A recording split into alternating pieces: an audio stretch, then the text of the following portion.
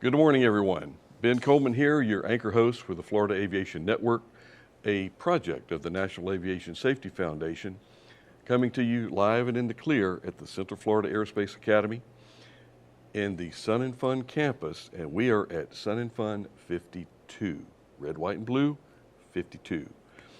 And it's always a pleasure to talk with you and our guests here, and this is the beginning. This is Tuesday, day one.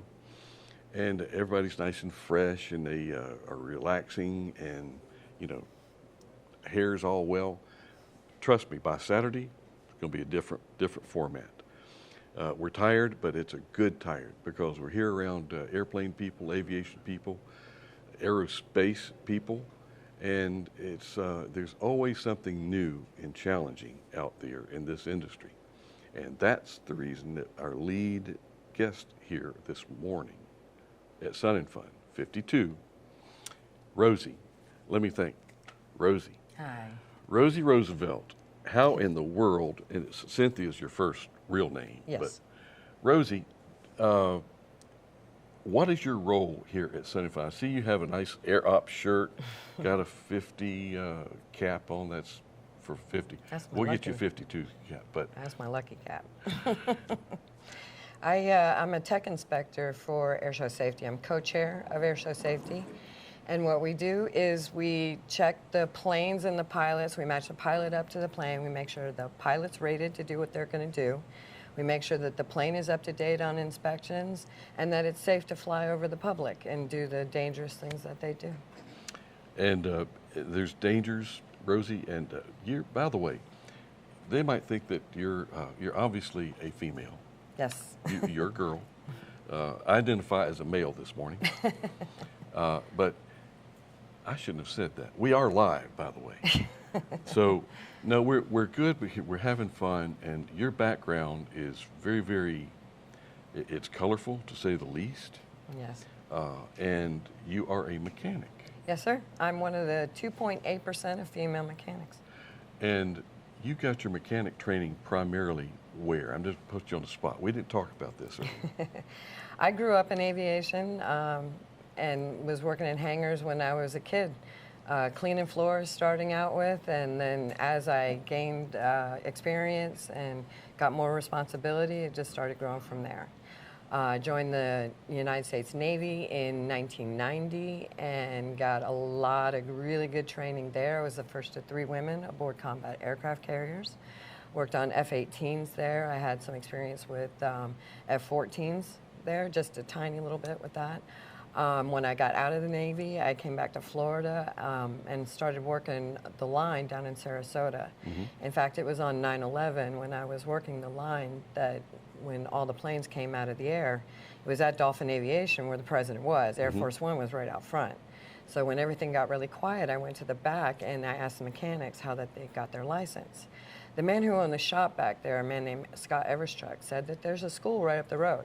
You go to the school and you get at least 1 letter of recommendation and come back, I will give you a job when you have your EMP. So I went to school, did all my writtens right on time, got the early O's and P's, got that done, graduated with my license on a Friday. I went to work that Monday. I worked for him doing general aviation. He also did executive planes, and he held a commercial contract. So I was the on-call mechanic for several different airlines at Sarasota. Then I went into EMS helicopters, which was a real major experience in learning and troubleshooting because you can't get more than 3 days out of a helicopter because of their mission. So I worked there for about 3 years, and I went to another helicopter company for 3 years, so I did that for about 6 years. I've done the MROs, the sheet metal. I was an RII inspector for the local MRO for 5 different airlines and them. Got involved with their PMA, their parts manufacturing. So we took it from the drawing all the way to the part, made sure everything matched up on that. And then I started teaching, and that's where I found the most rewarding part of my career. Because I'd made my money, now it was time to give back. And then when I came here after teaching at 2 different public schools, I got involved with Sun and Fun and met Bill Wheeler, who's the chairman of Airshow Safety, and he gave me a job and then promoted me to co-chair. Great. And how's the pay with that? Oh, it's great. It's a nice round number. No, Rosie, and I say that in jest, and when you do stuff that you love and you enjoy, I mean, your pay is end of the day, and hopefully it's been a good day, and that's your pay. My payment is watching everybody leave the gate. Not that I want anybody to go, but leaving the gate safely so they can return. And Rosie, we are in this industry. We're wonderful at coming out and popping out acronyms and abbreviations. Yes. And the next abbreviation, and EMS. A lot of folks don't realize it's emergency medical services. RII, required inspection item. Yes. I mean, you don't Alphabet think soup. about it when you're in industry, but we want the folks that are out there that are possibly listening to this. There's no higher rewarding role or devastating role as to be an aircraft mechanic. Yes. It's not for everybody. However, if you have courage, you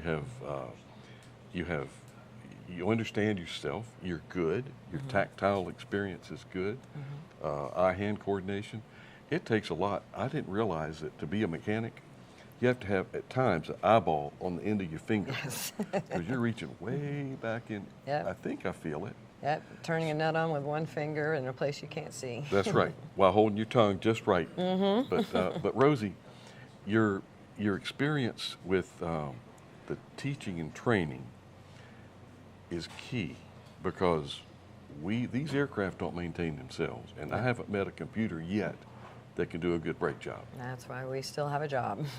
And we need to feed that, and it's Yes. called 147, Yes. FAR Part 147.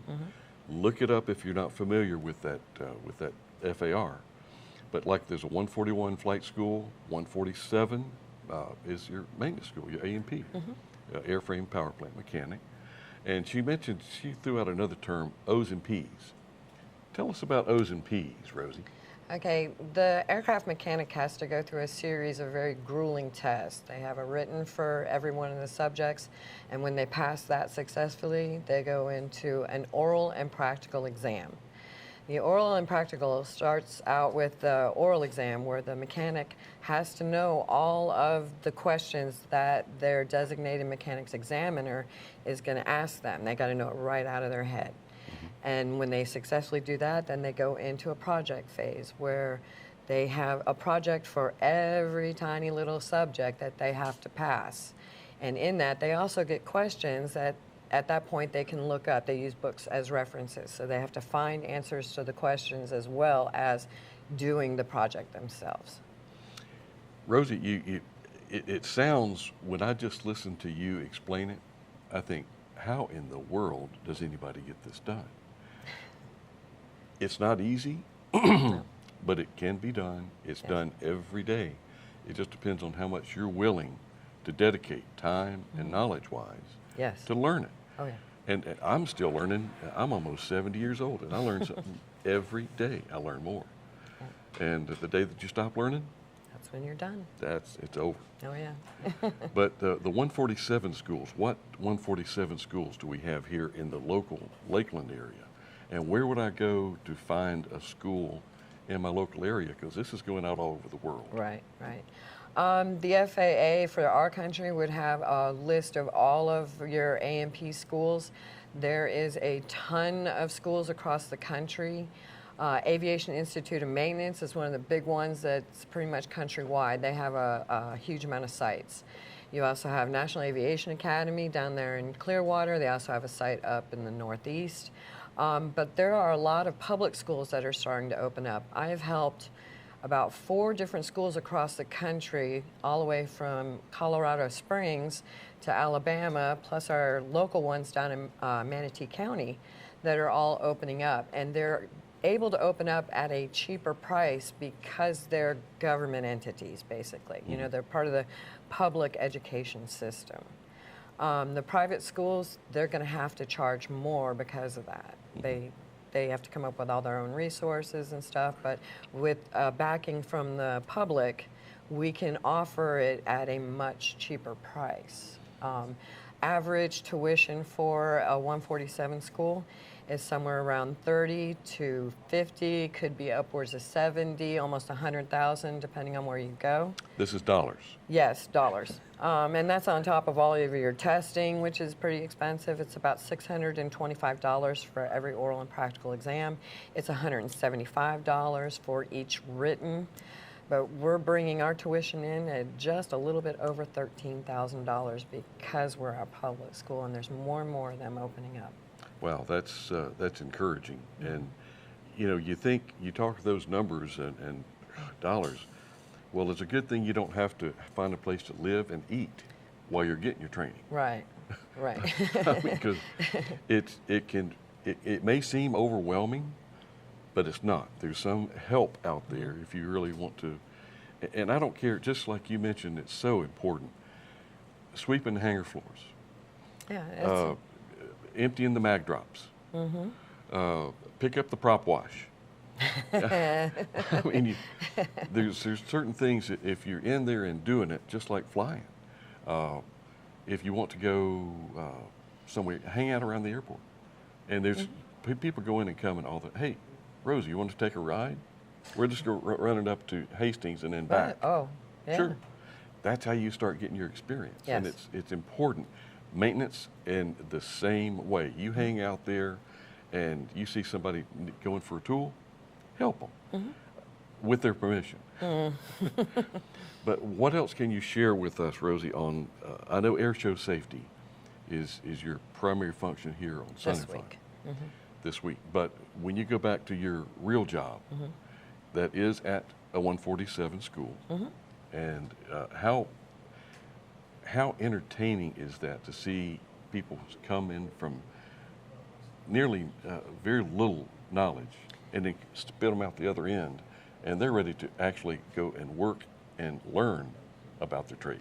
I've taken students that didn't even know what a wrench was to working on commercial aircraft. And it's less entertaining than it is fulfilling.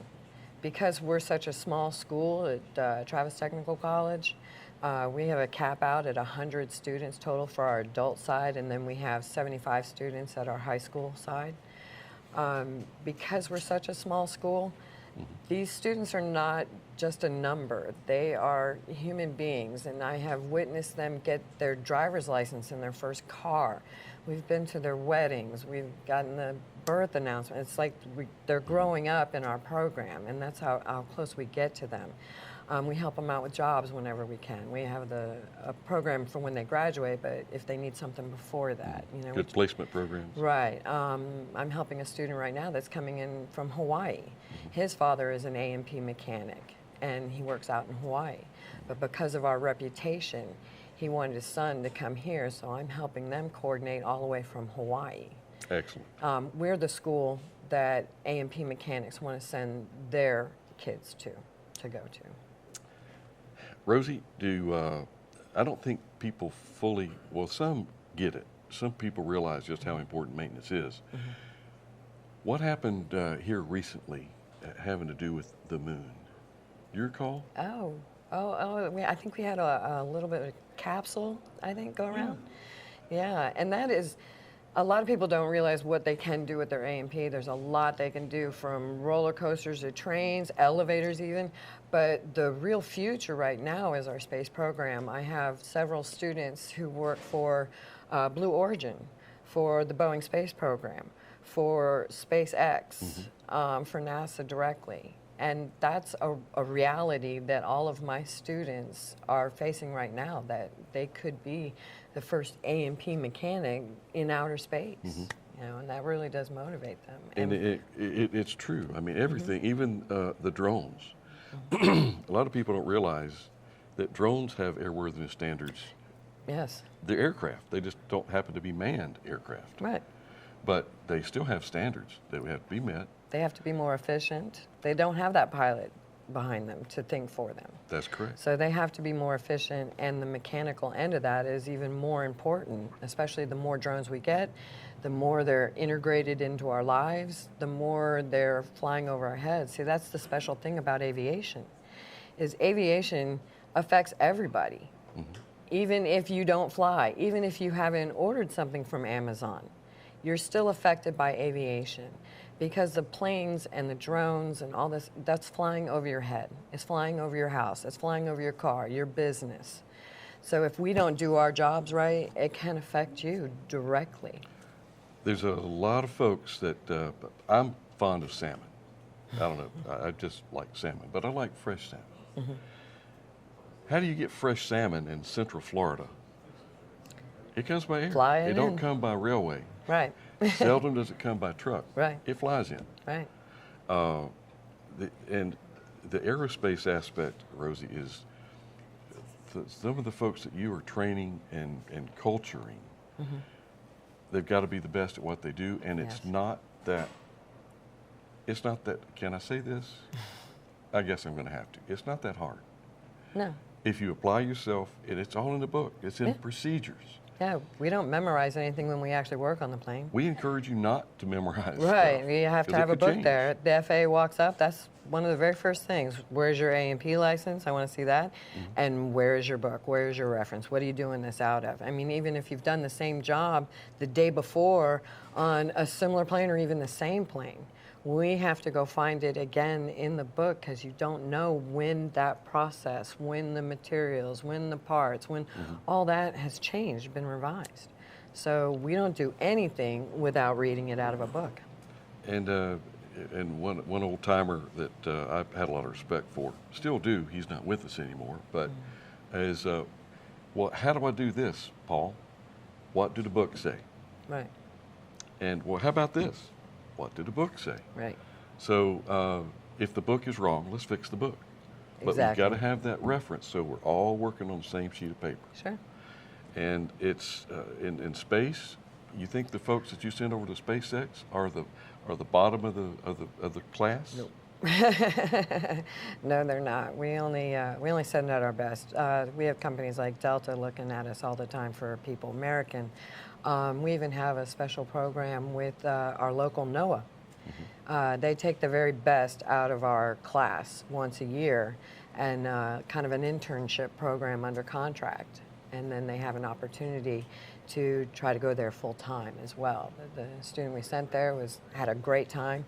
He did some temporary duty up in Alaska, and they paid for everything and then gave him that experience and gave him that training, and he was really much better for that. And again, I keep going back to this training and practice. And there's folks that have come to me and said, look, I haven't pulled a wrench in 15 years. This is, okay, Not a problem. let's get you current. Right. How do I do that? Go hang out with somebody that's doing it actively and Exactly. doing it well. Is you really don't have to go to a 147 school to get your A&P. You can go to a shop if another A&P is willing to sign a logbook off for you. Then you work for him. He signs all your stuff her. off. Or her, sorry. Work for them. And they sign stuff off in your logbook, and then you accumulate that experience that's required by the FAHS. You take your logbook down to your local FSDO, and the FAA will go through that. And if they think you have enough in a variety of not only systems, situations, and aircraft, then they'll sign you off and approve you to go ahead and take your tests. Well, Rosie, if it wasn't for folks like you and for there's a lot of volunteers here that makes Yes. this event go. Bless them all. And without that dedication and volunteerism, this would not happen. And if you have never been to Sun and Fun, you're missing out on a great opportunity to come see an awful lot of aerospace in a condensed package. The second largest, of course, AirVenture in Oshkosh is the biggest, but we like to think that this is a little bit more, not controlled, but it's easier to get around at Sun and Fun. That's the only advantage over Oshkosh that we have, really, is Yeah. that we're a little bit easier to maneuver around because they have such a wide area. And we got some Southern charm and some dedication. Sure. Where'd you cut your teeth, Rosie? Where'd you come from? I was originally born down in Miami area. Okay. Yeah, So and I've you- been in Florida pretty much my life, except for the Navy, where I traveled all over. And what a great opportunity that was. Oh, it And was. I would encourage anyone if you're kind of wandering around thinking, I don't really know what I want to do, sign up. Oh yeah, they'll train you, house you, clothe you, and when you come out, you have the GI Bill. Right now, it's completely paid for because I mean, I wished I had that. I am post or pre 9/11, but the post 9/11 GI Bill, they take care of everything, and all of your colleges and if private schools, they all accept that GI Bill. So if you have it, take advantage of it. Let's sign them up, Rosie. Yep. It's so good talking with you, and let's Thanks. talk more. You bet. We got a lot to talk about. Thank you for this time and Wings program. Pay attention to the FAA Wings program. There might be some Wings credit that you're going to get. Ben Coleman here. See you next interview.